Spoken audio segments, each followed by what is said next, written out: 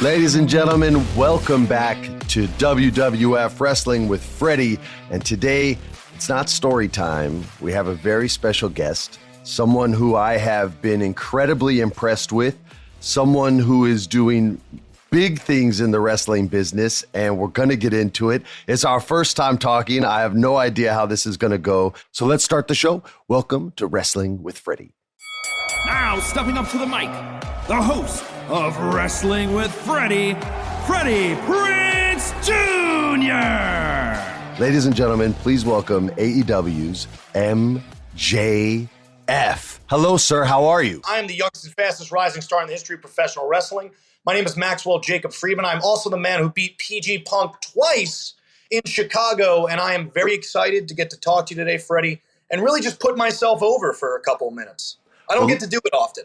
I'm a humble guy. You don't get nearly enough opportunities to speak about yourself. But I agree. I always pull Tony Khan over to the side. Good friend of mine, Tony, billionaire, just throwing it out there.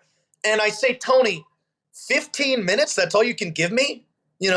That's it? That's it's ridiculous. But Tony understands where his bread is buttered. I get more time every week on a 2-hour show, and all the ex-WWE guys get, 3 to 5. So... All right, listen, man.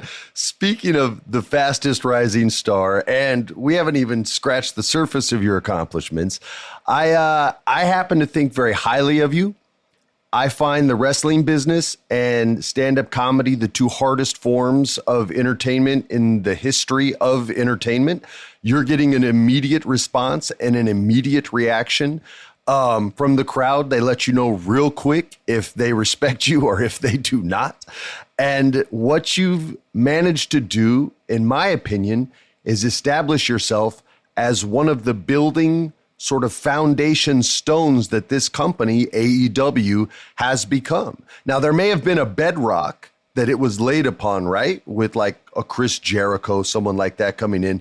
But in order to build the company, they had to identify the right young talent that could come into this business and not only be the future, but take it from the people who have their hands firmly wrapped around it right now. They unlocked the door and you decided to just literally kick it off the hinges. Yeah, I'm not a knocker, Fred. No, I haven't seen you knock on a door, and I was late to the party on you, man. And it's not shame, it's regret that I have for not being hip to you and what you've managed to do. And I loved, listen, your story and your experience with CM Punk, or as you called him, PG Punk, was nothing less than perfect. And you made true on every promise that you were going to make. And where you stand now, the world of AEW is your oyster. I used to always want to punch guys in the face who said that, and now I'm saying it. I guess I'm old. What is your plan for 2022? Where do you see yourself going this year? World domination. Humbly, I say that, and respectfully. Here's the deal. Nothing you said is inaccurate. I didn't come into this company with any friends. I wasn't a friend hire, as a lot of people in my company are. I came in a man on an island, and essentially, all I was given was opportunity, and I smashed it out of the park. Every time you see me on screen, I don't hit singles. I don't hit doubles. Hell, I don't even hit home runs. I only hit grand slams. I'm the king. I'm the king of swing. It's what I do.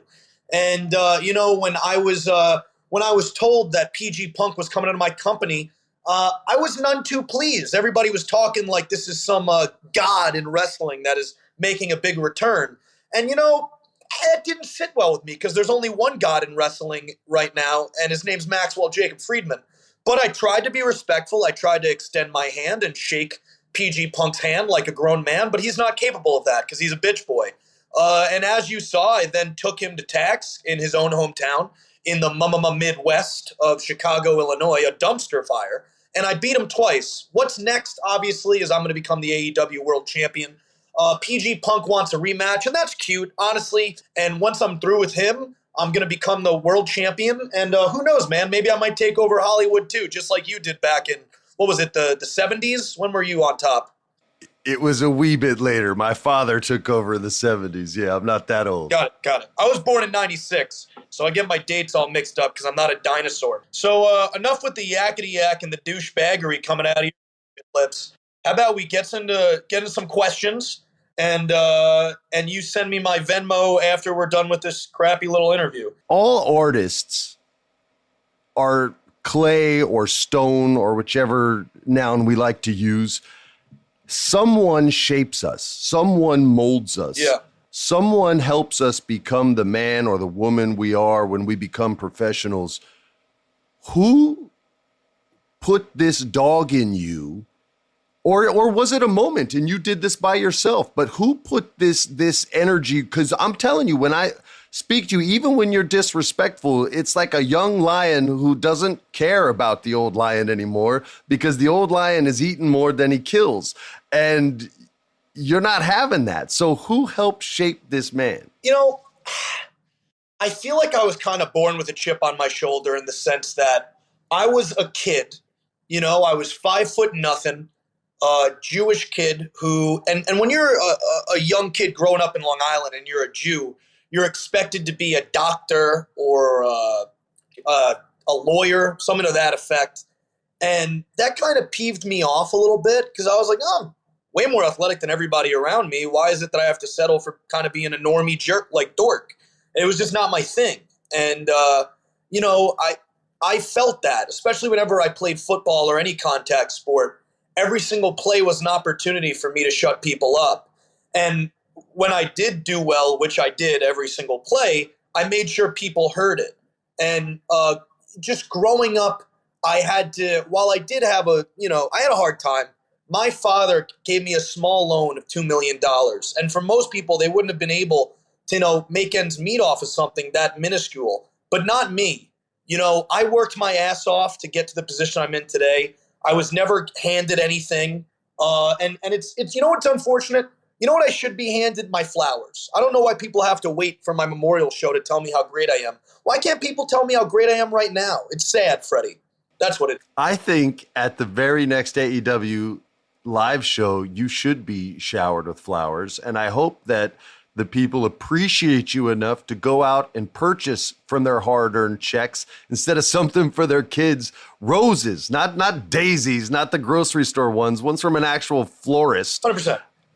Just for you. You should be like Prince Hakeem from Coming to America. Never seen it. When did that come out? The 70s? Oh, God. No, it was probably, you were negative, I think, 6 at the time. It's a really good movie. You should check it out. Sounds like the drizzling shits.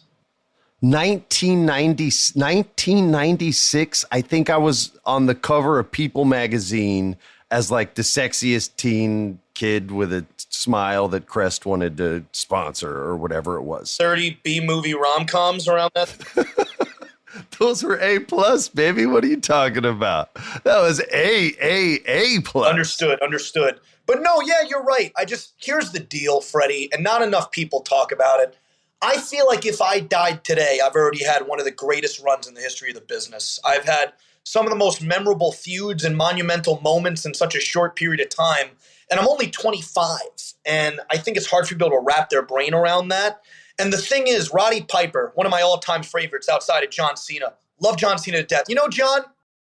I do know John. He didn't like me very much. Neither do I. But the thing that to understand is that's the price of greatness. Is you're not always going to get along with people. That's why me and John got along so well the one time I met up with him when I did extra work. But I'm getting lost here. So Roddy Piper, one of the greatest of all time, never won a world title.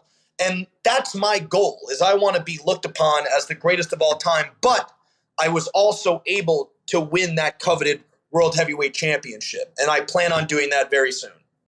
So let's talk about Piper, because I've heard a lot of people mention your name with his. People saying, I've heard people say The Miz as well, but the one that clicks with me, and because I'm so much older, is Piper. And Piper had an ability to connect to people, and whether he wanted you to love him in the moment or hate him in the moment, he could get you to do it both times. And it was that ability to communicate that helped him transfer into movies. He was in a movie, again, that was made before you were born called They Live. That's a great cult sci-fi movie. solid movie.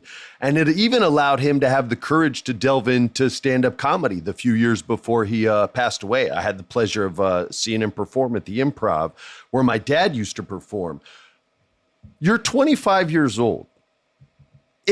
And what you said is hard to argue because you already have accomplished so much. And with each and every victory and opportunity you've had, you've made the most of it. Let's say when you're 35, you've won every world championship there is to win. You've taken all those things. At 35 years old, do you think you'd be able to walk away and say, I'm done. I'm going to Hollywood. I'm going to be a star. I'm going to walk away way before then. There's talk of a bidding war. I don't know if you've heard, Fredward, but there is talk of I have. war. And, these Fox execs, they're thirsty for daddy. I mean, they want a piece of me bad. And, I'm not going to sit here and pretend I'm not interested. I like money. I think if there's one thing that I love more than gold, it's green, Fred. And I'm going to go wherever I'm offered the most.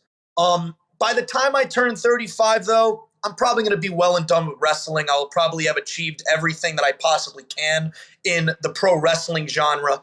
And by that time, I'd imagine you're going to be seeing me on billboards for movies and TV shows.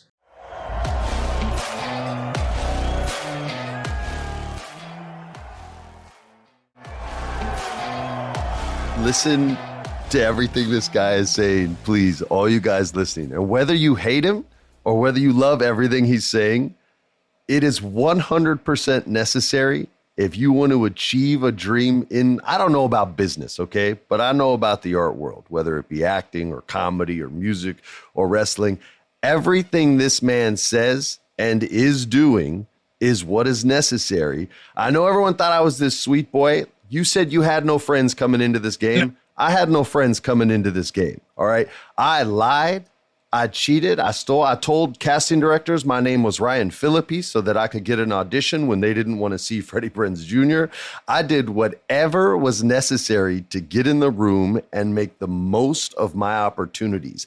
I would love nothing more than an actual public. Do you realize what you're saying hasn't happened ever publicly? If there was an open bidding war for the services of MJF, and it was a legitimate bidding war, that would literally put more eyes and ears on the business of wrestling than have been in 30 plus years. And you're talking about it like it's nothing, like it's already going to happen. Well, here's the deal, man. I'm sure by the time 2024 rolls around, you will see people that were working in AEW already now potentially making the jump to WWE. But what you won't see is the amount of money being thrown.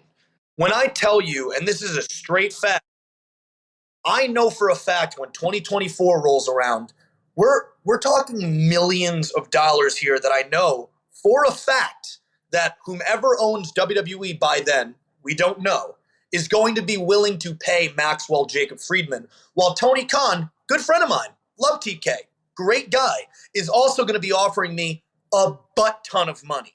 And I love AEW. AEW is a great place, but like I said before, I love money.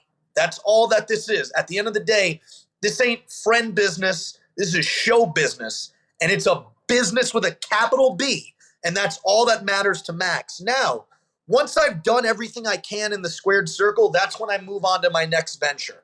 And I'm excited for all these chapters in my book. I'm also excited for people to look back and listen to this podcast and go, this kid called his shot like Babe Ruth. You're damn right I did. And I had fun doing it all the way through. I'm 25 right now. I'm a baby.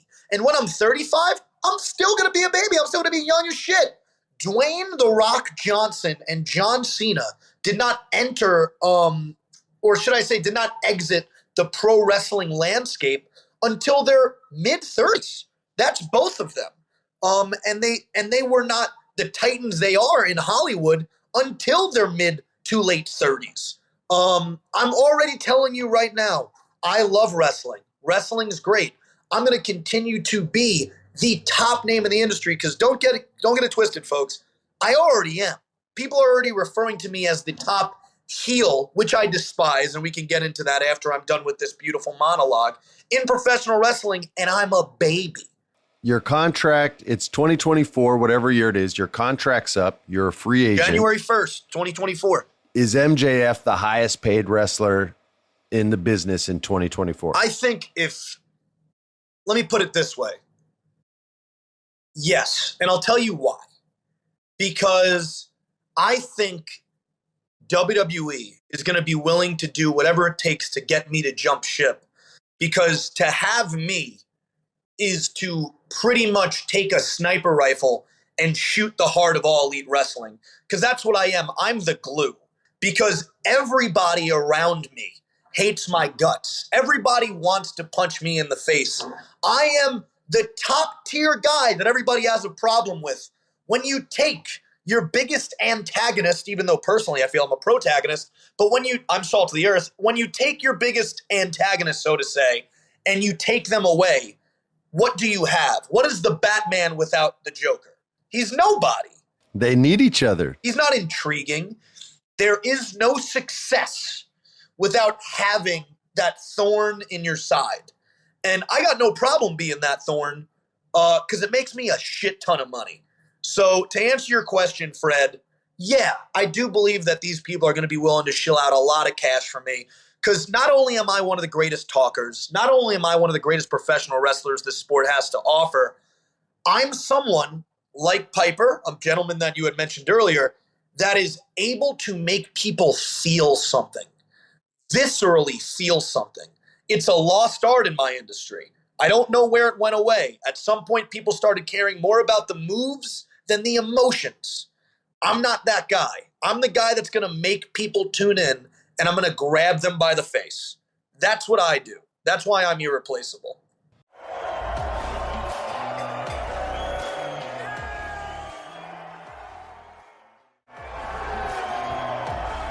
So you have no appreciation for the history of the movies that I've been Zero. in. Yeah, except Scooby-Doo. I grew up on those. They're solid. Yeah. I'm sure you made your parents watch them as well, so you owe them an apology. But you are arguably the most old school wrestler in the business right now. Are you a historian of the business as well? Or do you simply have an appreciation for it? Do you not care about it? I'm a complete student of the game. I literally was just watching a match with Moose Cholak from I think it was like the 50s. And that's what I do. You know, I study my sport because I don't want to be the best. I need to be the best. That's just how I've been. That's how I was raised. That's how I grew up. It's the only thing that's acceptable to me. If I go out there and I do anything but have the best moment of the night, I feel like a failure. And I refuse to feel like a failure. That's for the people watching me at home. All of you guys can be failures. MJF is not allowed to be a failure.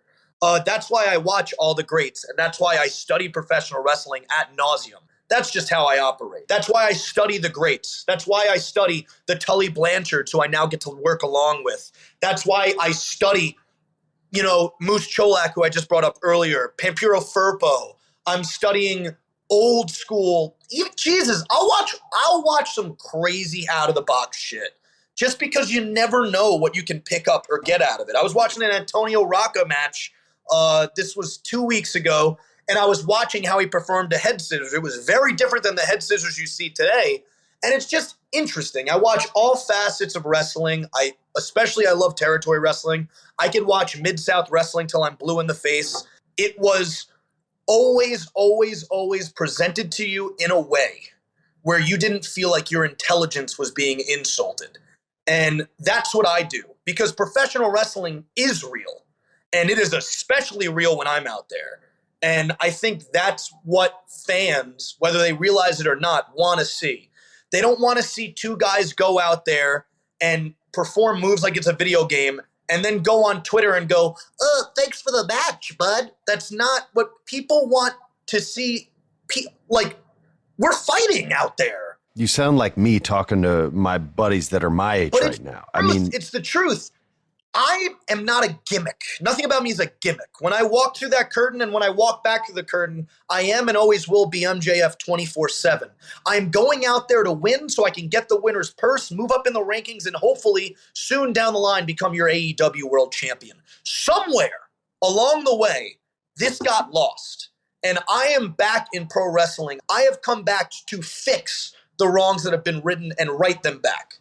That's what I. This is why you should be. This is why when people say you're a heel, it drives me crazy. No, I'm a person. I'm trying to fix the product that has been broken for the last couple of decades. That's what I'm trying to do. Freddie, when you got a guy like PG Punk who's walking around pretending like he's some hotshot in my ring and talking all this mess, I won't stand for it. I don't care what you've done in the past. You're in my company now.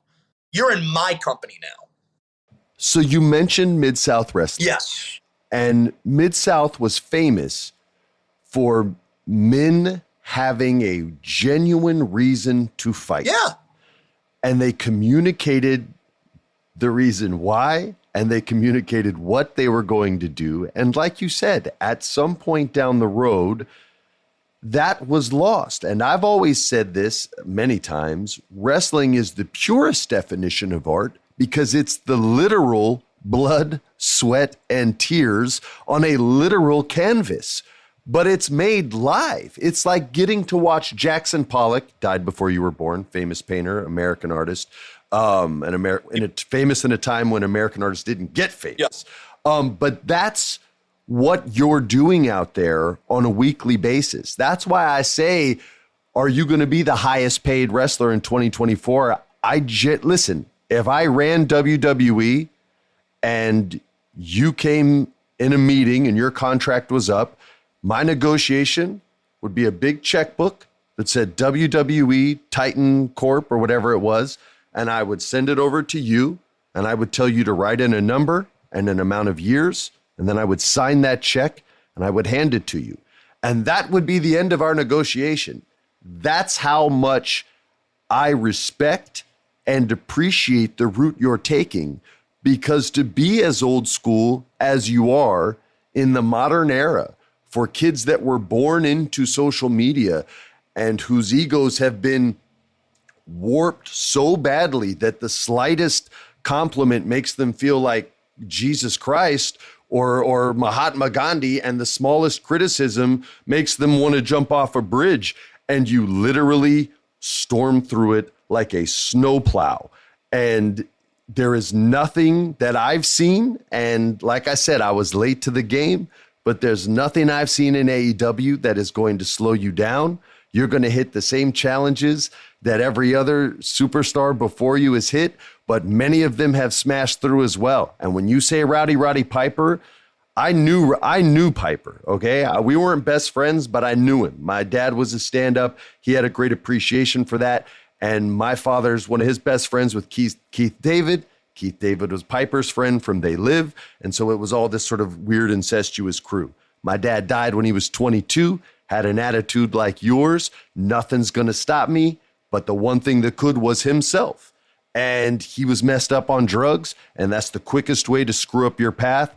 And to watch you, brother, listen, I'm not even supposed to say this, but to me, you're the best heel working, period. And I still think you're a face because I genuinely think you're saving wrestling because you come at it with such an honesty, an old school grit. You don't care who's in your way. They're an obstacle and they're going to get smashed the same way they were when you were in high school playing football. And the guy across from you may have been bigger or was told that they were going to be the great, big, huge NFLer, but on that night, they got put on their ass by you. And I love you for that, man. Am I allowed to say that? If I'm not, you can tell me. I'm kind of getting sick over here, but nothing you're saying is inaccurate.